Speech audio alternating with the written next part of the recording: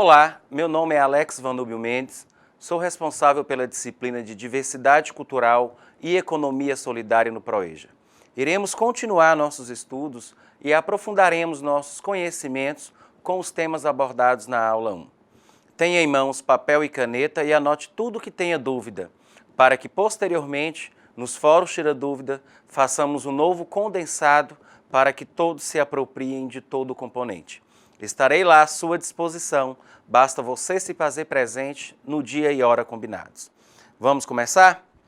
O exercício da docência requer de nós, professores e professoras, a compreensão profunda dos temas que nos propomos a ensinar aos nossos estudantes. Ter propriedade sobre os conteúdos de ensino é essencial para nos tornarmos criativos e criativas e, desse modo, criar situações em que o estudante se eduque de forma plena. Por isso, se nos propormos nesse material a relacionar a educação com as questões referentes à economia solidária por uma vida repleta de sentido dentro e fora do trabalho, se nos propomos a enfrentar esse desafio, precisamos e queremos ter conhecimento suficiente sobre o tema para conseguirmos trabalhá-lo em sala de aula e em outros espaços educativos. Portanto, dedicaremos esta aula para a discussão desses temas. Segundo Tiriba, informa-nos que a economia solidária é um conjunto de atividades econômicas e práticas sociais desenvolvidas pelos setores populares, com a finalidade de garantir, por meio da utilização da sua própria força de trabalho e de recursos disponíveis, a satisfação das necessidades básicas, tanto materiais como imateriais. Com base nisso, a concepção de economia solidária nos remete a duas questões fundamentais. Refere-se a uma dimensão da economia que transcende a lógica capitalista de obtenção e acúmulo de bens materiais, e refere-se a um conjunto de práticas que se desenvolvem entre os setores populares, manifestando-se no cotidiano, na produção e reprodução da existência, na perspectiva do bem viver. A economia popular solidária busca superar as relações sociais de produção pautadas pela lógica do ter, inerente ao sistema capitalista, ensina Fromm, que a sociedade industrial capitalista busca desenvolver nas pessoas o modo de ter existência. Esse modo caracteriza pela ganância, pelo acúmulo de riquezas, pelo consumismo, pela competição e pela supremacia do poder do dinheiro em escala planetária sobre a vida humana e a natureza. A sociedade aquisitiva tem como direitos intransferíveis do indivíduo adquirir, possuir e obter lucro. Dessa forma, pode-se caracterizar o modo de ter de existência. Adquirir, possuir e obter lucro são os direitos sagrados e inalienáveis do indivíduo na sociedade industrial. O que sejam as fontes da propriedade não importa. A orientação no sentido do ter é característica da sociedade industrial ocidental, na qual a avidez por dinheiro, fama e poder tornou-se o tema dominante da vida. O homem moderno é incapaz de compreender o espírito de uma sociedade que não seja centrada na propriedade e na avidez. Observem. A sociedade industrial capitalista é fundamentalmente orientada para o modo ter de existência. A totalidade da vida social encontra-se retificada e é alienada pela lógica do ter.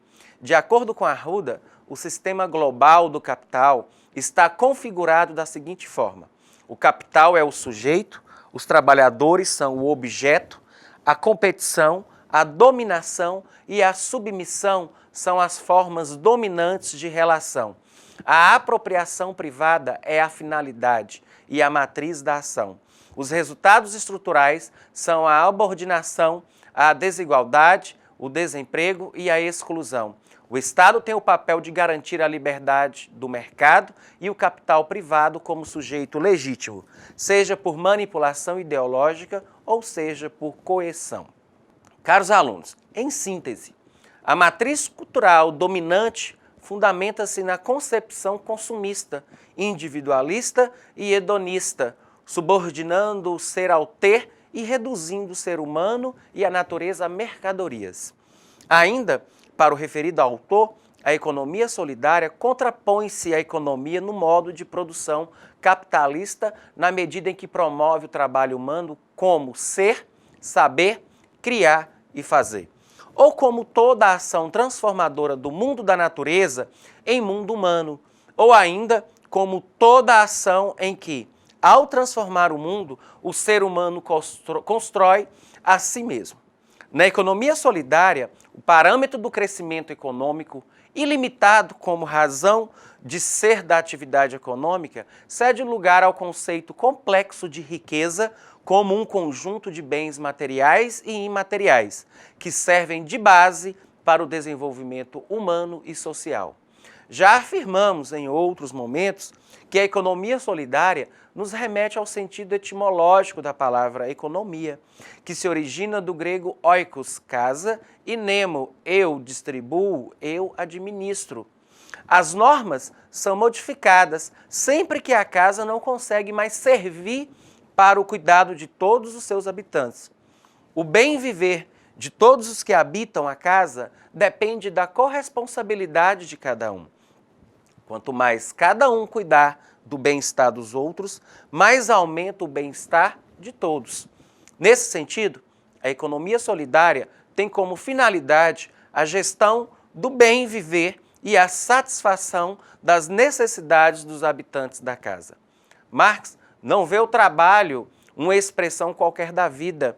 Para Marx, o trabalho tem uma localização especial, até mesmo privilegiada, por ser a exteriorização do ser, por ser a objetivação da essência humana, por ser o processo de colocar para fora o mais puro da humanidade, o esforço material da transformação do mundo e satisfação das necessidades. Segundo o autor, uma das coisas que nos separa do restante dos animais é a capacidade de modificarmos o ambiente de acordo com nossos projetos e modificar nossos projetos de acordo com a realidade material. Assim, utilizando, fabricando, produzindo nossas próprias ferramentas de produção. Construir uma ferramenta de produção não é uma coisa qualquer. Se trata de construir um objeto mediador que ajudará na atividade de manipulação e transformação da natureza. A ferramenta é aquilo que auxilia o processo de transformação da realidade. É quase como uma reação à impossibilidade de realizar um projeto com os objetos que a natureza crua fornece. Isso significa que construir as próprias ferramentas é exercer uma dominação impossível a qualquer outro animal. Claro que outros animais também se utilizam de ferramentas, mas para Marx, não na mesma atividade que a humana. Os outros animais não concebem um projeto, realizam a aplicação desse projeto de modificação da natureza e, após a primeira tentativa, num processo dialético, realizam a modificação do próprio projeto. Após verificar se as condições materiais possibilitam ou não a sua feitura. Para Marx, o papel de determinante social da estrutura econômica não é aleatório, mas é o resultado dela se a esfera em que os sujeitos fazem de suas vidas. Tomando como base essa importância fundamental da estrutura econômica e da dinâmica do trabalho enquanto exteriorização da essência ativa de quem trabalha. Marx realiza sua análise daquilo que chama de alienação. Vejamos no slide.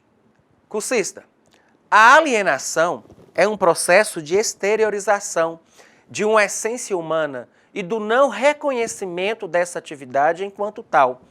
No fim do processo de trabalho, o produto feito se transforma em algo estranho, independente do seu que produziu.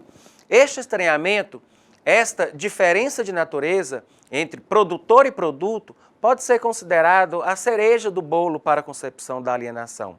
Pierre Clastres, em seu Sociedade contra o Estado, já deixa a possibilidade de uma origem de alienação do trabalho na criação do Estado e na obrigação de se trabalhar compulsivamente para a satisfação das classes dominantes, não trabalhadoras, que o Estado proporciona o privilégio da dominação.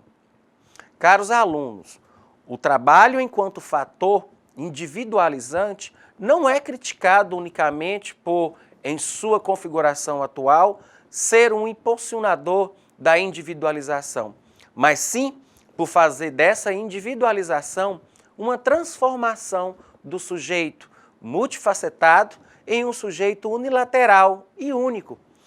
O trabalhador só vale sua vida enquanto trabalhador, não enquanto humano, e não é a única parte de um gênero, de uma espécie, mas é um único, específico, não detém a humanidade, uma ligação abstrata entre aqueles do mesmo gênero, só detém sua individualidade. É necessário cuidar da existência do trabalhador que, por sua vez, precisa cuidar de sua própria existência. Se ele não é parte do produto feito, e se o produto feito não é a necessidade da comunidade local ou da própria sociedade, então por que se preocupar com isso? De fato, não faz sentido. A única preocupação estrutural é a da própria sobrevivência, e ela só acontece com a diminuição do sujeito em um trabalhador. A teoria da alienação mostra o vazio do sujeito alienado, mostra a descaracterização da própria humanidade, da essência do sujeito. O sujeito se vê como acidente, não como determinante. O sujeito alienado é aquele que não consegue perceber a possibilidade de uma mudança.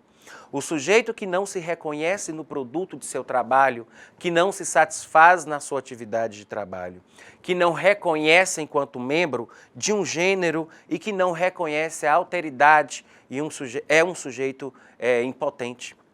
É a reprodução perfeita das estruturas vigentes em uma sociedade pautada pelo trabalho, em que se a estrutura econômica assume seu papel determinante.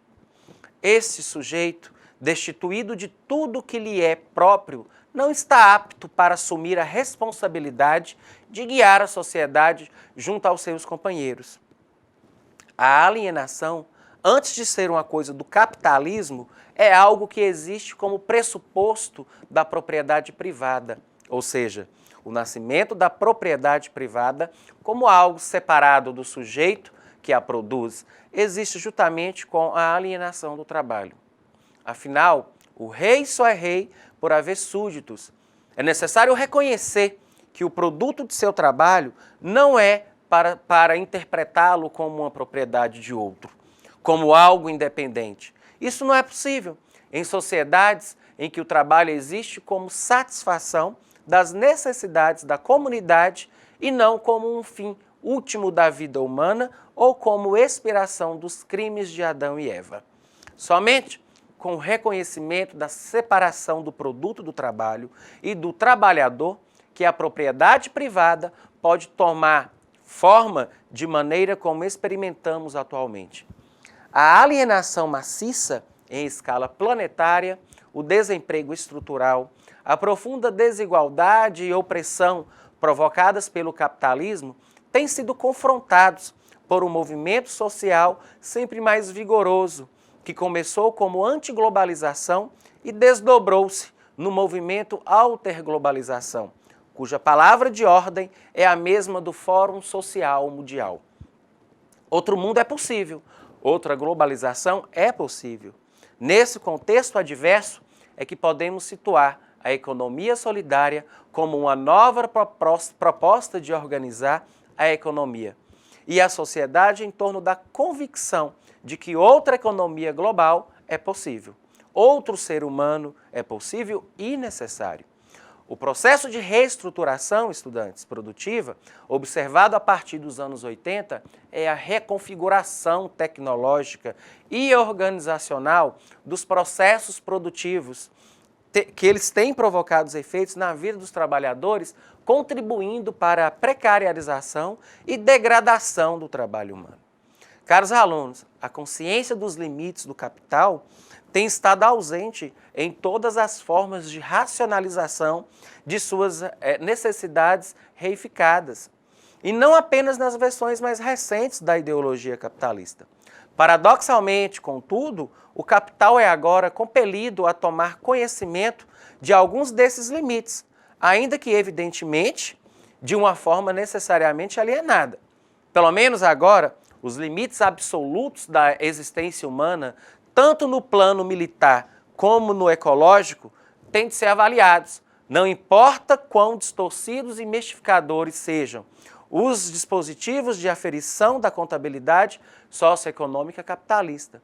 Diante dos riscos de uma aniquilação nuclear, por um lado, e por o outro, de uma destruição irreversível do meio ambiente, tornou-se imperativo criar alternativas práticas e soluções cujo fracasso acaba inevitável em virtude dos próprios limites do capital, os quais agora colidem com os limites da própria existência humana. Concordamos com Arruda, quando afirma que na economia capitalista as atividades econômicas são orientadas para gerar riquezas, que são acumuladas ou apropriadas por aqueles que possuem bens, capital, recursos e conhecimentos. Estudantes, o capitalismo tem por base a propriedade privada dos bens, dos recursos e dos meios de produção, os equipamentos, as empresas e as propriedades da terra. Nas sociedades capitalistas, que não possuem esses recursos, não conseguem satisfazer suas necessidades básicas: a alimentação, a moradia, a proteção, a saúde, a educação, o lazer, e continuam na pobreza. Santos afirma em 2006 que o modo de produção capitalista se assenta na lógica produtiva, que tem como finalidade o crescimento econômico, conduzindo a uma das formas de produção de não existência, ou seja, da alienação do trabalho e da degradação da natureza. Caros alunos, a atual crise econômica é o resultado do atual modelo de domínio do capital financeiro, especulativo, ou seja, da jogatina, das bolsas de valores. Quem paga a conta dessa crise são os trabalhadores e trabalhadoras. Aumenta o número de desempregados, a redução de salários, aumenta o trabalho precarizado, entre outras consequências. Esse é o desenvolvimento que o capitalismo deixou para a humanidade, ou seja, uma humanidade que se desumaniza e que produz um modo de vida insustentável em escala planetária.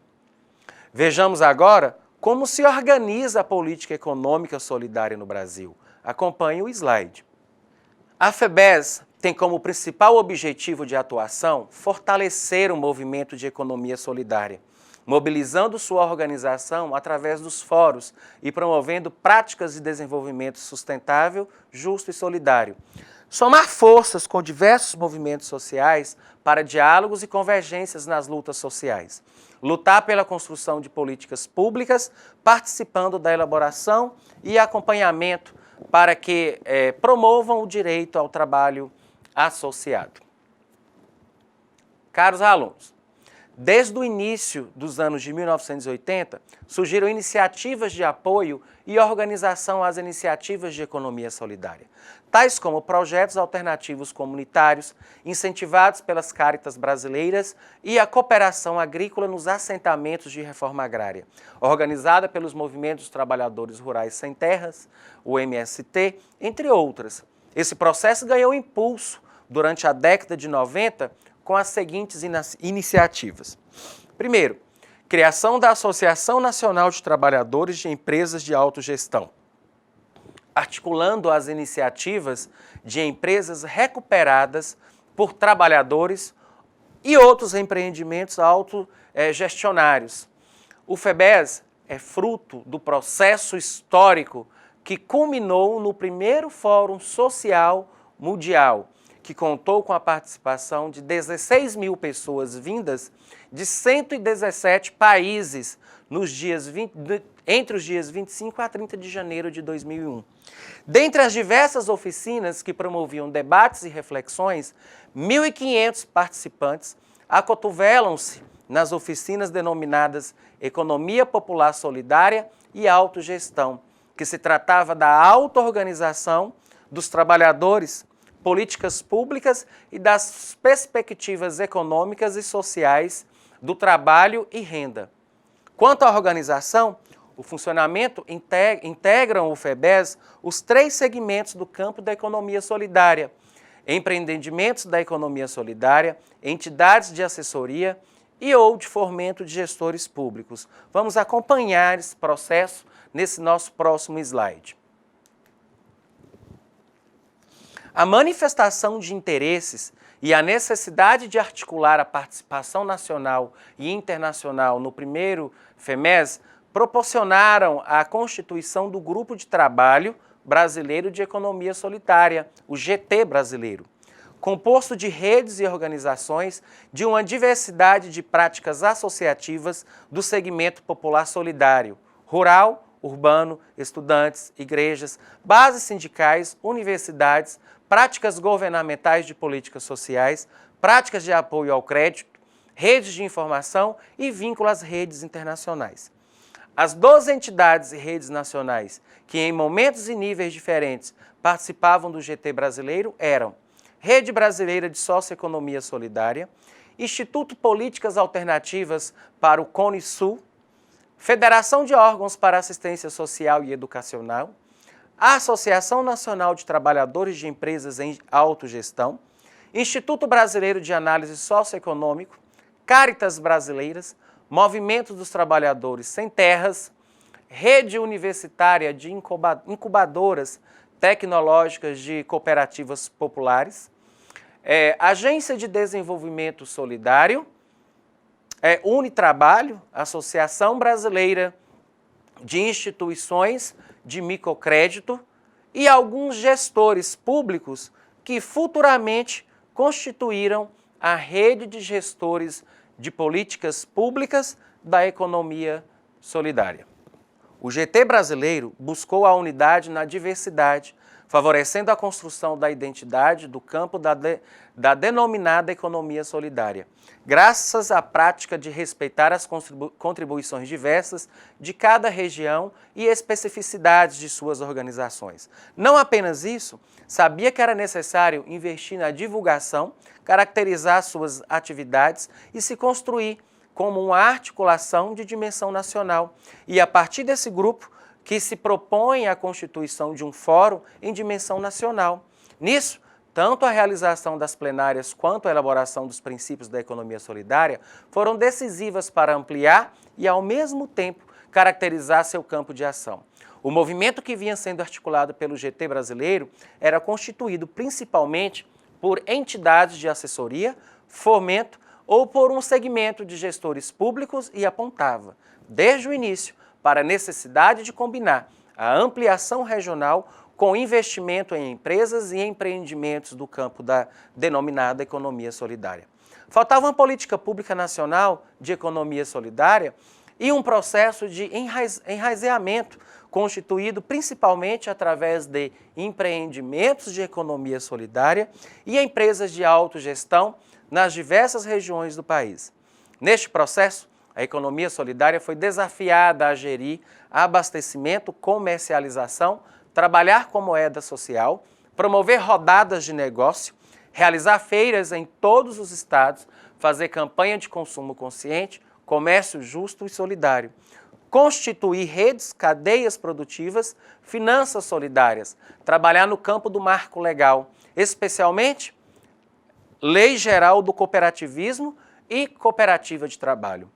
Quanto à organização e funcionamento, entregam à FEBES os 3 segmentos do campo da economia solidária: empreendimentos da economia solidária, entidades de assessoria ou de fomento e de gestores públicos. Empreendimentos econômicos solidários são organizações com as seguintes características. Primeiro, coletivas, organizações suprafamiliares, singulares e complexas, tais como associações, cooperativas, empresas autogestionárias, clubes de trocas, redes e grupos produtivos. Posterior, seus participantes ou sócios são trabalhadores do meio urbano ou rural que exercem coletivamente a gestão das atividades, assim como a alocação dos resultados. Em terceiro caso, são organizações permanentes, incluindo os empreendimentos que estão em funcionamento e os que estão em processo de implementação, com o grupo de participantes constituído e as atividades econômicas definidas. Por quarto termo, podemos ter ou não um registro legal, prevalecendo a existência real. Em quinto lugar, realizam atividades econômicas que podem ser de produção de bens, prestação de serviços, de crédito, ou seja, de finanças solidárias, de comercialização e de consumo solidário. Entidades de assessoria ou fomento são organizações que desenvolvem ações nas várias modalidades do apoio direto junto aos empreendimentos solidários, tais como capacitação, assessoria, incubação, pesquisa, acompanhamento, fomento a crédito, assistência técnica e organizativa. Gestores públicos são aqueles que elaboram, executam, implementam ou coordenam políticas da economia solidária de prefeituras e governos estaduais. Caros alunos, a articulação e representação nacional se dão através da coordenação nacional. Dela participam 7 entidades e redes nacionais, 12 representantes da rede e gestores em economias solidárias e 3 representantes de cada Fórum Estadual de Economia Solidária, o FIES. Destes, integram a coordenação nacional 3 representantes estaduais, sendo que 2 são trabalhadores de empreendimento, buscando contemplar o setor rural e urbano, e 1 de entidade de assessoria, para o trabalho de interlocução com movimentos sociais e instituições privadas e públicas, além de gestão política do cotidiano. Existe a Coordenação Executiva Nacional, composta por 13 representantes e 7 representantes dos empreendimentos das regiões do país. 2 do Norte, 2 do Nordeste, 1 do Sul, 1 do Sudeste e 1 do Centro-Oeste. 5 representantes das entidades e redes nacionais e 1 representante da rede de gestores de políticas públicas de economia solidária. Além disso, a coordenação executiva tem a função de acompanhar os trabalhadores da Secretaria Executiva Nacional, sediada em Brasília. A partir de agosto de 2011, a estrutura atual das instâncias nacionais do FEBES, as entidades nacionais são as seguintes: Unicafes, Cáritas Brasileiras, IMES, Rede TCPS e Rede Unitrabalho.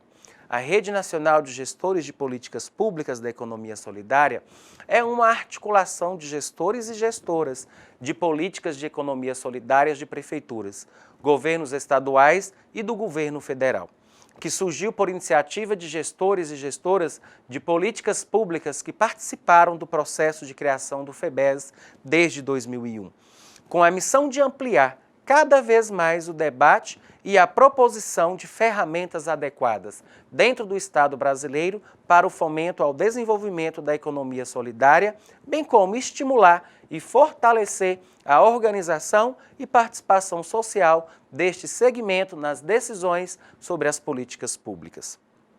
Alunos, por outro lado, Paulo Freire é a figura máxima da educação popular brasileira e mundial, declarado oficialmente patrono da educação brasileira pelo governo federal, o brasileiro mais lido e citado no mundo. A história da educação popular e de Paulo Freire começou nos anos de 1950. Paulo Freire, trabalhando no SESI de Pernambuco, onde entre 1956 e 58 é diretor-geral da Divisão de Educação. Paulo Freire volta ao Brasil em 79, ainda em viagens curtas, retornando definitivamente em 1980, depois de 16 anos de exílio. Ele escreveu em Pedagogia da Esperança: "É difícil viver o exílio. Esperar a carta que se extraviou notícias do fato que não se deu, esperar às vezes gente certa que chega, às vezes ir ao aeroporto e simplesmente esperar, como se o verbo fosse intransitivo. E repetia: antes de ser cidadão do mundo, sou cidadão do Brasil. Em 1989, assume o cargo de secretário de Educação do município de São Paulo, no governo de Luiz Erundina, propondo uma educação pública e uma escola popular e democrática, mostrando que a educação formal não está ou não precisa estar separada ou ser oposta à educação não formal. Em 29 de outubro de 89, acontece o lançamento do MOVA São Paulo, que é o movimento de alfabetização de jovens e adultos da cidade de São Paulo. Programa da Prefeitura de São Paulo com os seguintes objetivos. Primeiro, desenvolver um processo de alfabetização que possibilitasse aos educandos uma leitura crítica da realidade. Segundo, por meio do movimento de alfabetização, contribuir para o desenvolvimento da consciência crítica dos educandos e dos educadores envolvidos. Terceiro, reforçar o incentivo à participação popular e à luta pelos direitos sociais do cidadão, ressaltando o direito básico à educação pública e popular. Quarto, reforçar e ampliar a atuação dos grupos populares que já trabalhassem com alfabetização de adultos na periferia da cidade. Para entender melhor, veremos o slide que simplifica a importância da economia solidária para a educação de jovens e adultos. É inegável que um dos recursos mais viáveis para extirpar as frestas da EJA seja a economia solidária, que é favorável à inclusão social e vem crescendo gradativamente na Europa, no Brasil e em outros países, segundo o Ecosol. É a solução para erradicar a má distribuição de rendas e desenvolver o crescimento da autogestão. Erradicar o analfabetismo é a palavra que atrela a educação ao desenvolvimento nacional, porém, na prática, está longe de acontecer.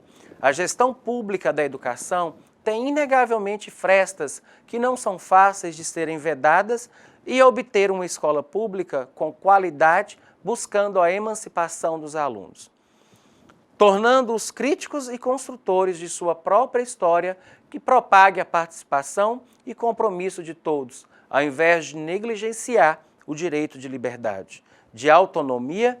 É uma luta constante. Caros alunos, segundo Rodrigues, Paulo Freire foi o pioneiro no Brasil na defesa da autonomia e emancipação dos sujeitos, na articulação da luta pela igualdade através dos movimentos sociais, na superação da realidade existente entre oprimido e opressores. Foi precursor na educação de jovens e adultos com métodos diferenciados de alfabetização. Infelizmente, sofremos da aculturação egoísta das nossas relações humanas, onde não estimulamos a solidariedade e o coletivismo. E essa falta, literalmente, do comprometimento com a inclusão, com o não ao preconceito, não à marginalização. É preciso ser, de fato, todos os dias, granjeado por nós.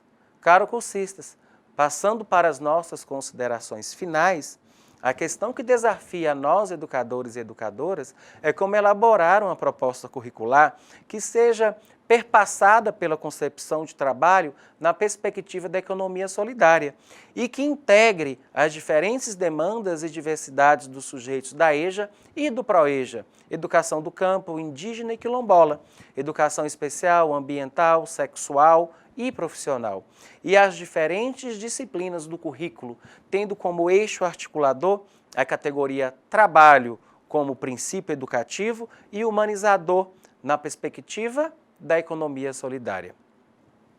Cursistas, dessa forma, se de fato queremos construir um projeto educativo que contemple as necessidades dos sujeitos jovens e adultos, o trabalho em seu sentido ontológico deve se converter em categoria fundamental do currículo.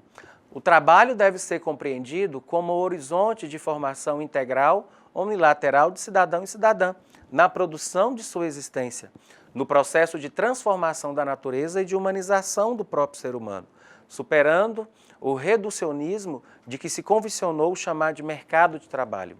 Nesse sentido, cabe perguntar-nos, É possível continuar pensando que jovens e adultos devem exclusivamente se preparar para competir no mercado de trabalho em uma sociedade marcada pela dinâmica excludente do capitalismo? É possível construir outros espaços de produção de existência material e imaterial não fundados na destruição da natureza, no individualismo e na competição?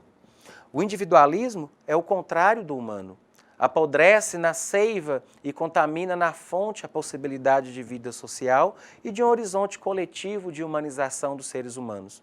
Como vimos durante o desenvolvimento dessa nossa aula, as transformações ocorridas no mundo do trabalho possibilitam-nos reconhecer o que é a economia solidária, o que a economia solidária produz no Brasil, uma das muitas possibilidades de enfrentamento de modelos padronizados pelo sistema capitalista para a geração de sustentabilidade e renda e de se pensar o trabalho como outra base antropológica e ecológica, em que o ser humano e a natureza sejam considerados como o fim da atividade econômica e não como meros objetos para a extração da mais-valia e acúmulo ilimitado do capital em escala planetária.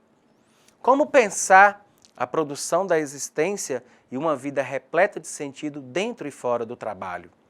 Como mudar hábitos já incorporados à prática cotidiana que contribui para colocar em risco a nossa própria existência enquanto espécie humana?